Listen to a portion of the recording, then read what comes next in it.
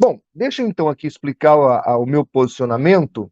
Começo lendo Armínio. Afinal de contas, eu estou aqui com a proposta de falar de livre-arbítrio dentro de uma conjectura de Armínio e também um pouco de Wesley. Armínio ensinou o seguinte: o livre-arbítrio não tem a capacidade de fazer ou aperfeiçoar qualquer bem espiritual genuíno sem a graça. A visão de Armínio é muito clara sobre a questão. Você tem livre-arbítrio? Positivo. Mas o teu livre-arbítrio está caído, ferido e machucado.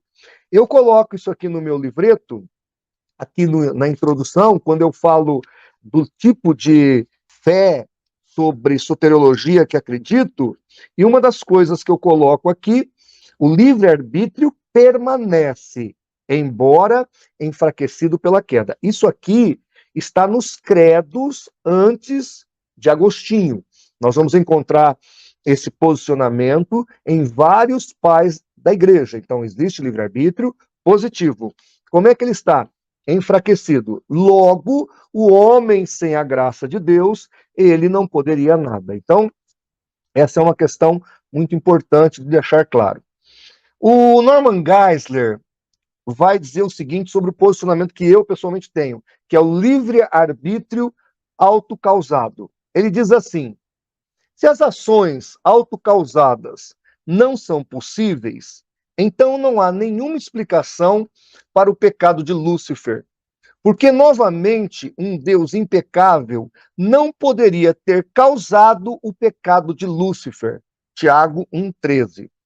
Visto que Lúcifer foi o primeiro a pecar, a sua ação deve ter sido autocausada, ou ele nunca teria sido capaz de pecar. Segue-se que as ações autocausadas são possíveis. No outro livro, o mesmo Norman Geisler continua: isso não explica a origem do desejo de pecar de Lúcifer. Se esse desejo não veio de Deus, então deve ter vindo dele mesmo. Nesse caso, seu ato original maligno foi autocausado, isto é, gerado pelo próprio Satanás. Esta é exatamente a ideia de livre-arbítrio do ser humano, que o calvinista radical rejeita. Eu estou aqui citando Norman Geisler em Eleitos Mais Livre. Aqui neste escopo que eu acabei de ler para vocês, aí, espectadores, é muito claro o tipo de livre-arbítrio que o Norman Geisler coloca e que vemos na Bíblia. Ou seja, um livre-arbítrio que nos garante a liberdade mesmo, de fato. Claro que a gente precisa pontuar que livre-arbítrio não é poder fazer qualquer coisa. Se eu pudesse fazer qualquer coisa, eu poderia sair voando, como alguém me outro dia indagou: o senhor tem livre-arbítrio? Disse: tenho, então saia voando. Obviamente que eu não posso voar, porque eu estou restringido à minha natureza. E neste aspecto de fazer qualquer coisa, nem o próprio Deus teria livre-arbítrio. Deus não pode pecar, Deus não pode mentir, Deus não pode negar a si mesmo. Por exemplo, Jean-Paul Sartre, ele faz um silogismo para intentar contra Deus. E ele fala assim: olha, se Deus pode fazer todas as coisas, então ele pode criar uma pedra tão pesada que mais ninguém pode levantá-la. Logo, ele mesmo não poderá levantá-la, ele mesmo comprometerá a sua divindade. Então, olha o que ele está colocando aí. Se Deus não pode fazer a pedra, ele não pode fazer qualquer coisa. Se ele pode fazer a pedra, ele mesmo não vai levantar e ele vai comprometer a sua divindade. Qual é o erro do silogismo do Jean-Paul Sartre?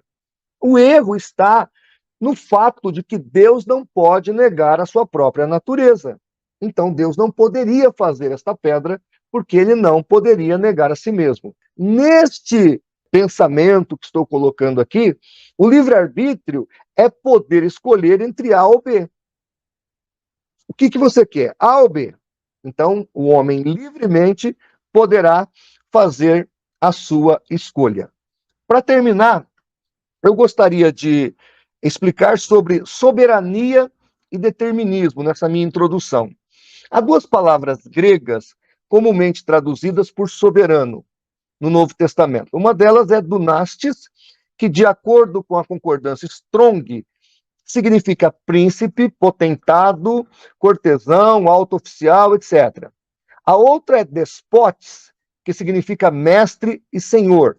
É digno de nota que não há nenhum léxico que inclua determinar cada ação como um sinônimo ou mesmo como um atributo necessário para essa soberania. Ou seja, o atual presidente do Brasil, ele está eleito, ele é o soberano do Brasil. Agora, ele não determina todos os atos de todos os brasileiros. E ainda que o faça, nem sempre os brasileiros irão obedecê-lo em todos os seus decretos. Desse jeito e dessa maneira, nós podemos entender que Deus é soberano, mas o homem tem lá a sua capacidade de escolher e de ter o seu livre-arbítrio. Eu queria indicar para você este livro aqui, ó, o livro Livre-Arbítrio de Schopenhauer. Por que é importante esta obra aqui? O livre-arbítrio ele é muito mais complexo e mais filosófico do que uma problemática teológica. A Bíblia é muito objetiva quanto a isso. Agora, o que se entende dessa questão, ou desse termo, ou dessa definição, aí é muito mais abrangente. E aqui Schopenhauer vai dizer que o homem não tem livre-arbítrio. Isso é interessante de observar. E o Pondé, que é um outro filósofo, ele vai dizer que Freud dizia que o homem não tem livre-arbítrio porque o seu subconsciente está escravizado com um conceito aí social, um conceito psíquico. O próprio Darwin vai dizer que o homem não tem livre-arbítrio porque geneticamente ele está preso a uma realidade.